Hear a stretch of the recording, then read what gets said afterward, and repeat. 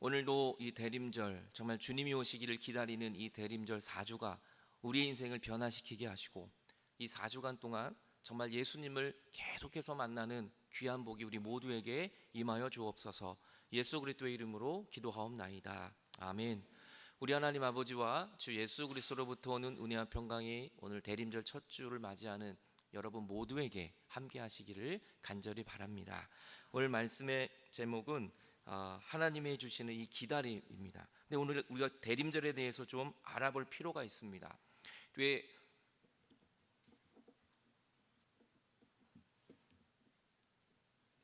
아이패드가 연결이 안 됐다 그래서 됐습니다.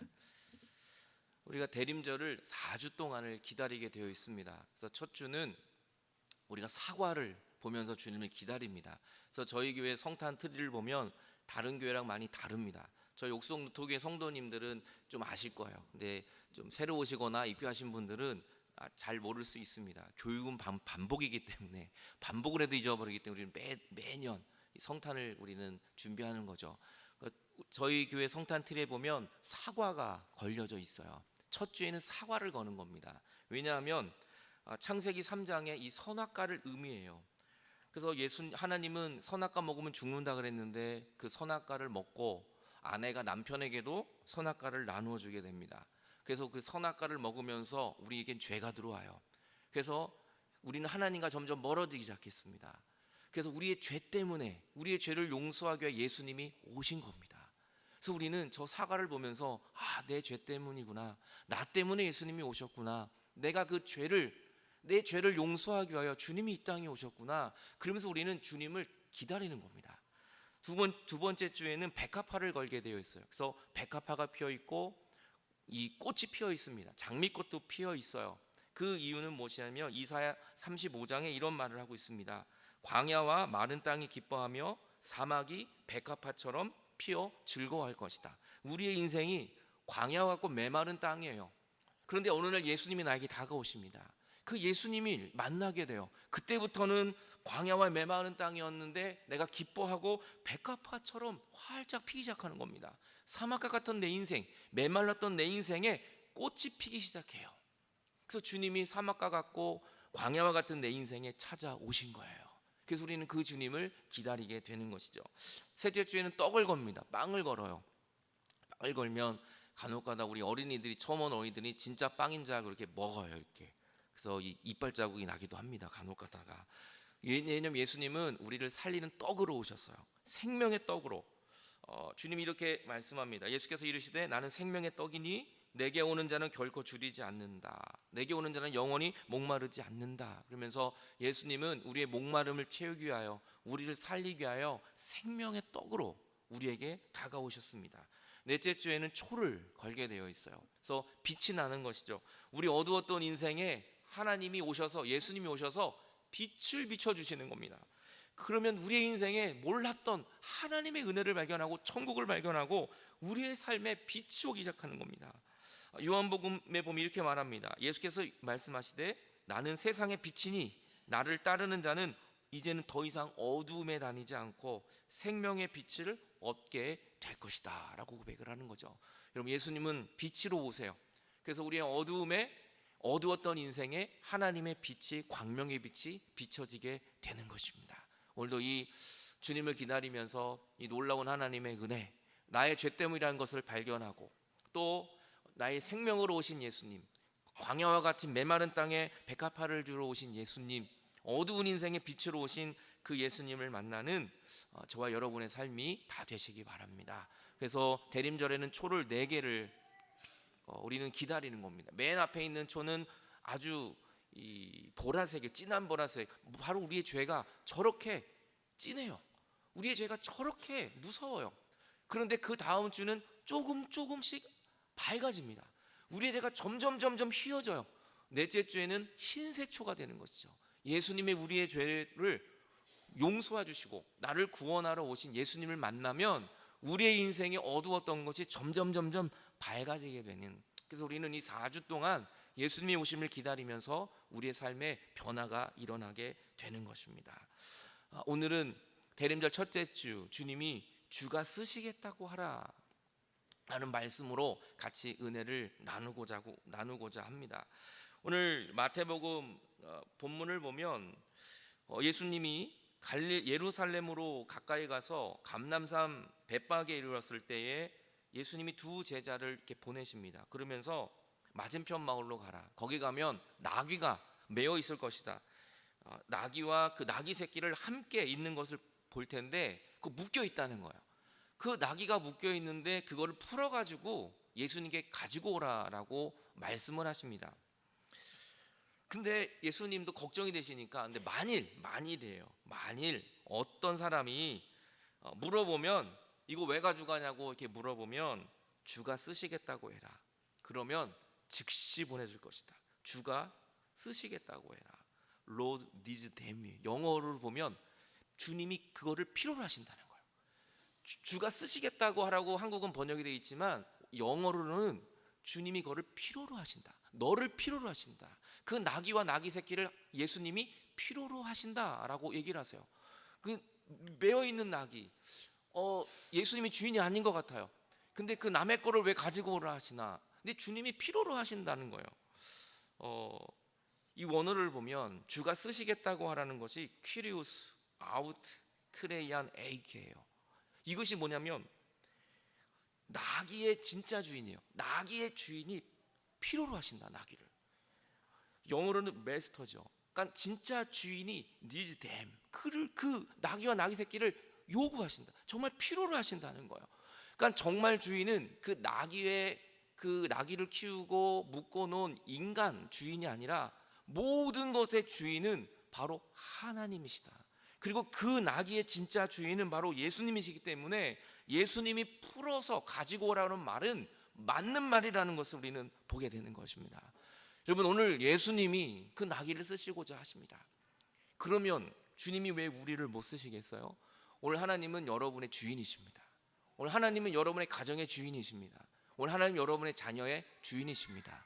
주님이 쓰시겠다고 하면 매인 것이 풀어지게 되는 것입니다. 오늘 여러분들의 매여 있는 것, 묶여서 나는 안 됩니다, 나는 여기까지밖에 못 갑니다 라고 생각하는 것들, 그거 풀어주실 분은 예수 그리스도밖에 없습니다. 주님이 말씀하세요. 그것을 풀어 가져와라. 누가 말하면 이렇게 얘기해. 주가 쓰시겠다고 해라. 주님이 너를 필요로 하신다. 주님이 그 나귀를 필요로 하신다라고 말씀하고 계신 것입니다. 이 말씀 또한 예수님이 이 선지자의 예언을 그대로 성취하기 위함이었어요. 이는 선지자를 통하여 하신 말씀을 이루려는 것이지, 예수님도 좀 예루살렘에 입성할 때 좀 멋진 거 타고 가면 좋잖아요. 근데 나귀는 겸손함이에요. 가장 낮은 것입니다. 주님은 가장 낮은 그 나귀를 타고 가시는 것조차도 하나님의 말씀을 이루려는 것이었어요. 마태복음 계속해서 보면 이 시온의 딸에게 이르기를 내 왕이 내게 임하나니 그는 겸손하여 나귀 곧 멍에 매는 짐승의 새끼를 탔도다. 그러니까 예수님은 이 예언의 말씀, 구약의 예언의 말씀을 그대로 성취하기 위하여 나귀를 타셨어요. 이 예언의 말씀이 스가랴 9장 9절에 이렇게 말씀하고 있습니다. 시온에 따라 크게 기뻐해라. 예루살렘에 따라 즐거이 불러라. 내 왕이 내게 임하나니 그는 공의로우며 구원을 베푸시며 겸손하여 나귀를 타고 오신다. 그 나귀의 작은 곳, 곧 나귀 새끼다.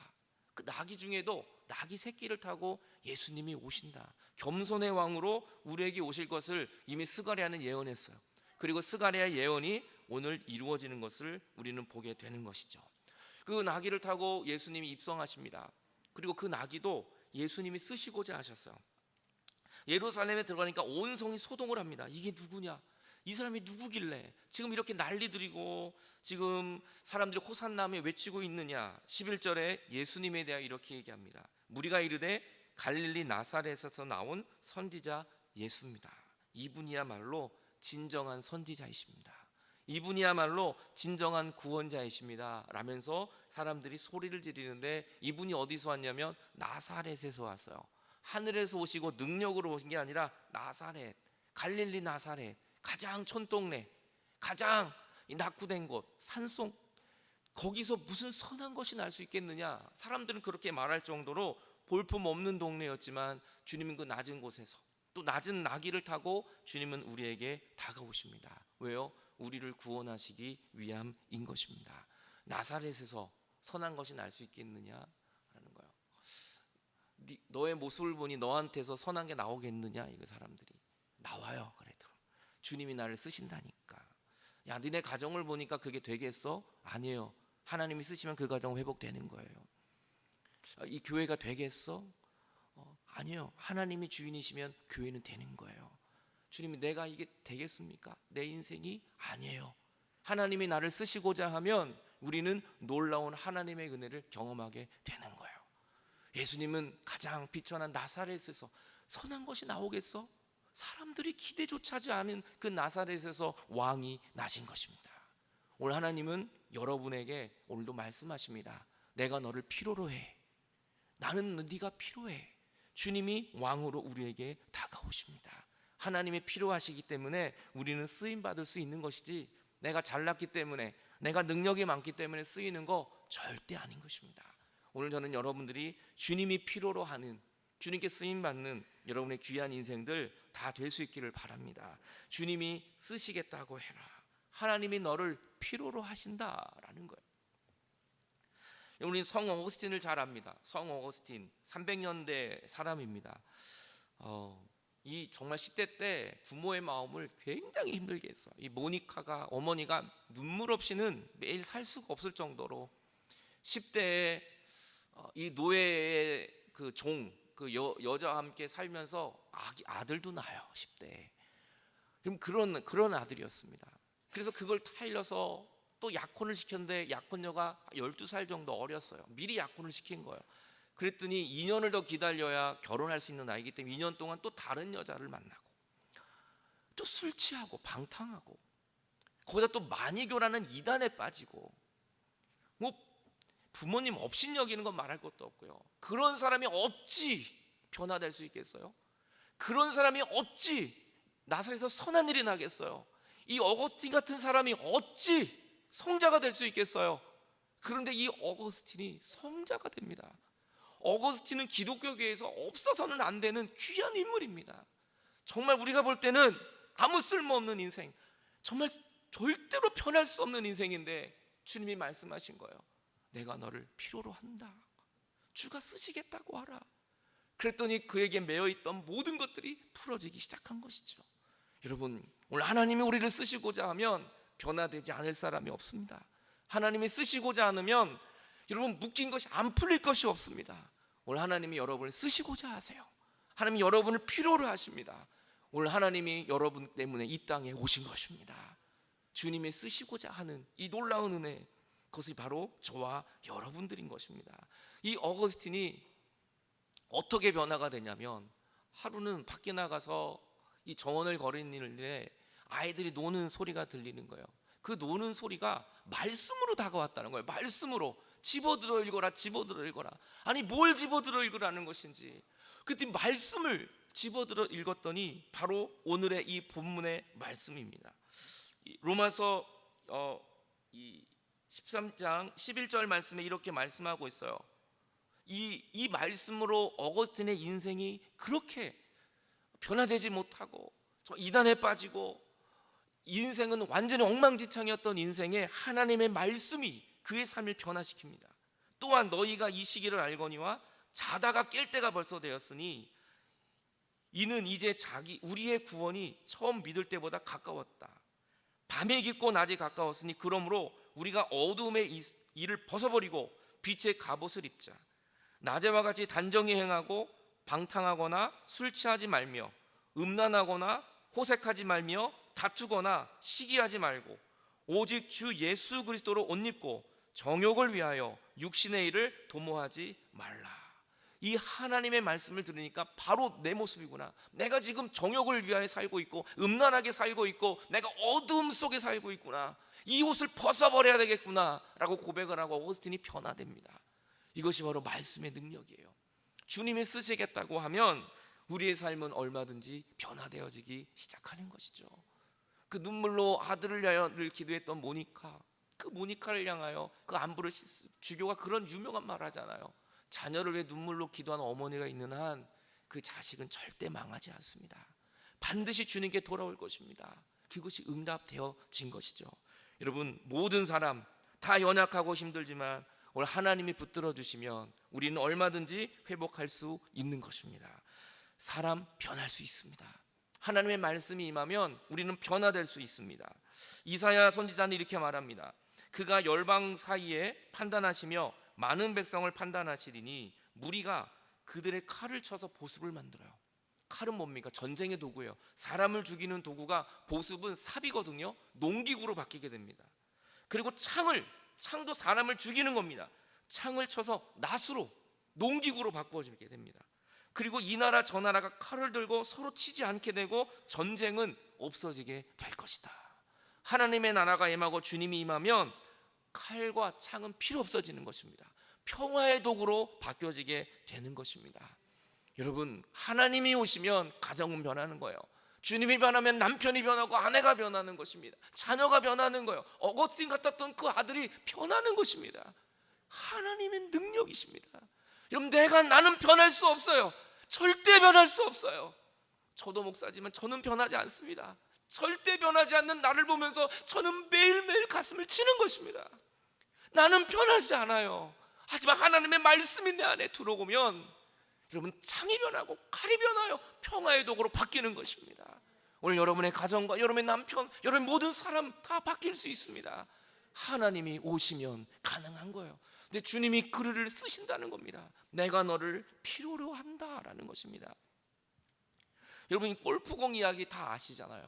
어느 사람이 하루는 골프 경기를 갔는데 너무 급해서 가다 보니까 골프공을 잘 챙기지 없는 거예요. 골프공이. 그래서 뒤적뒤적했더니 이 골프백의 맨 구석에 골프공 하나가 있어서 그걸로 어쩔 수 없이 쳤는데 그 골프공이 너무 낡은 거예요. 막 패이고 막 이렇게 흠집이 너무 많았던 골프공인데 아무도 안 빌려주니까 그걸로 골프를 했는데 그날 1등 한 거예요.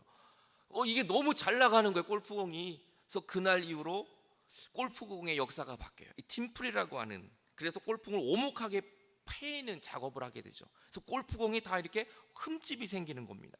여러분, 흠이 있고 패이는 고통이 더 멀리 나가게 합니다. 주님께로 더 가까이 나가게 합니다. 볼 수 없는 하나님의 영적인 세계를 볼 수 있게 만드는 겁니다. 여러분, 어거스틴의 그 상처와 아픔이 기독교계를 바꿔놓은 거예요. 여러분, 사도 바울의 그 살인자였던 그의 아픔이 온 기독교를 바꿔놓은 거예요. 여러분, 오늘도 우리의 연약함과 아픔은 하나님이 그걸 쓰시겠다는 거예요.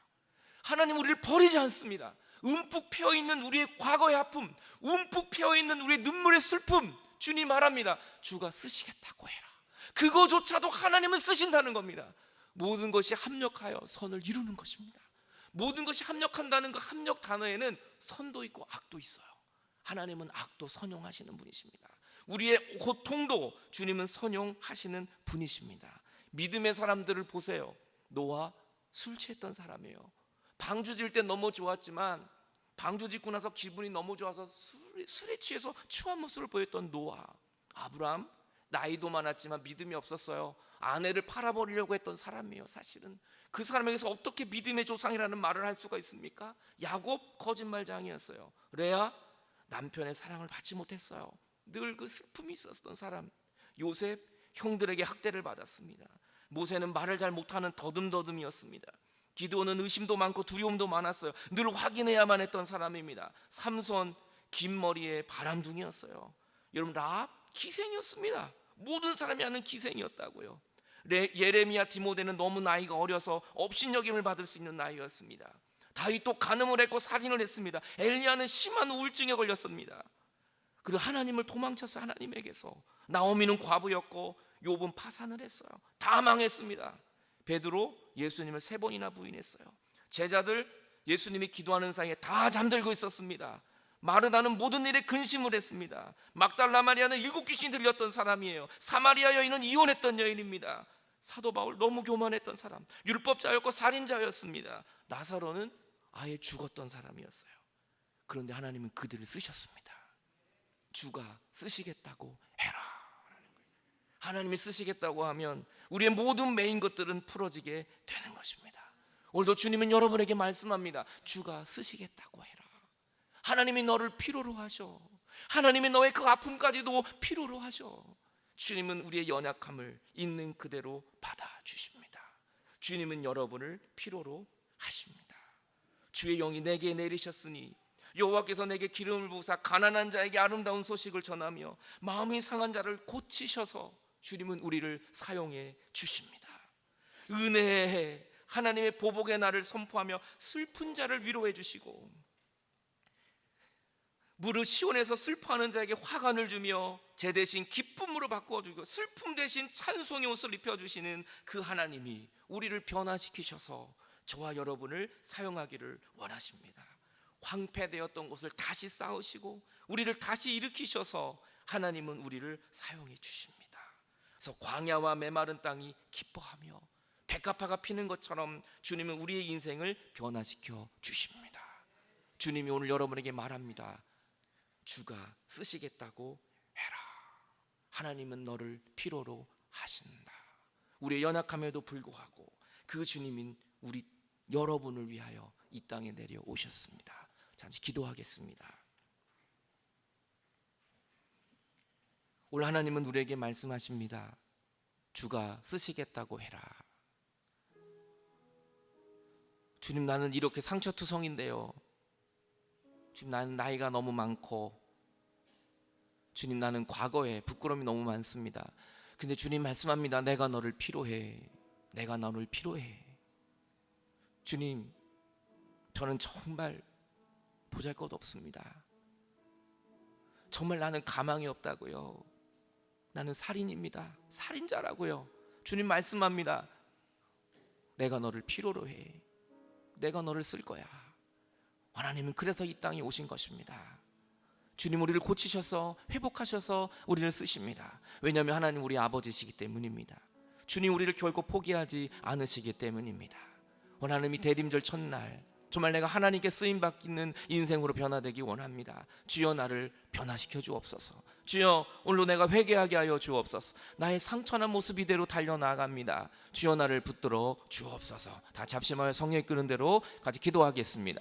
하나님 아버지, 오늘도 나의 상처난 모습 이대로 주님 앞으로 달려나갑니다. 우리의 연약한 모습 이대로 주님께 나아갑니다. 아버지, 오늘도 그 아버지의 이름을 부를 때 회복하시고 치유하시는 그 주님의 능력을 경험할 수 있는 귀한 시간이 우리 모두에게 임할 수 있도록 성령의 우리를 붙잡아 주시옵소서. 오늘도 우리 상처난 이 모습 그대로 우리를 쓰시는 아버지, 내 연약한 모습 이대로 달려나갑니다. 우리의 넘어진 모습 이대로, 쓰러진 모습 이대로 달려나갈 때 주님이 쓰시겠다고, 주여 우리의 모든 묶인 것이 풀어지는 귀한 역사가 이 대림절에 우리 모두에게 임할 수 있도록 도와주시옵소서. 하나님 감사합니다. 오늘도 아버지 이름을 부를 때 우리가 회개하고 주의 이름으로 부를 때 치유되고 회복되는 역사가 우리 모두에게 일어나게 하여 주시옵소서. 아바 아버지, 아바 아버지, 아바 아버지, 나를 안으시고 바라보시는 아바 아버지, 아바 아버지, 아바 아버지, 나를 도우시고 힘주시는 아버지, 주는 우리의 마음을 고쳐주십니다. 주는 내 마음을 고치시고 볼 수 없는 상처 만지시네. 내가 너를 아노라. 나를 아시고 나를 이해하시네. 내 영혼 새롭게 세우시네. 주는 내 마음을 고치시고, 주는 내 마음을 고치시고 볼 수 없는 상처 만지시네. 나를 아시고 나를 이해. 내가 너를 안다 따라 내 영혼 새롭게 세우. 주는 내 마음을 고치십니다. 주는 내 마음을 고치시고 볼 볼 수 없는 상처 만지시네. 나를 아시고 나를 이해하 내 영혼 새롭게 하시네. 내 영혼 새롭게 세우시네. 하나님, 오늘도 나를 고치셔서 우리를 쓰시는 하나님 감사합니다. 내가 너를 필요로 한다. 주가 쓰시겠다고 하라라고 말씀하셨을 때 메인 것이 다 풀어졌습니다. 하는 오늘도 우리가 메인 것이 풀어지는 것은 주님이 나를 사용하기 위함입니다. 오늘 우리의 모든 기도 제목이 응답된 것은 주를 위하여 살기 위함입니다.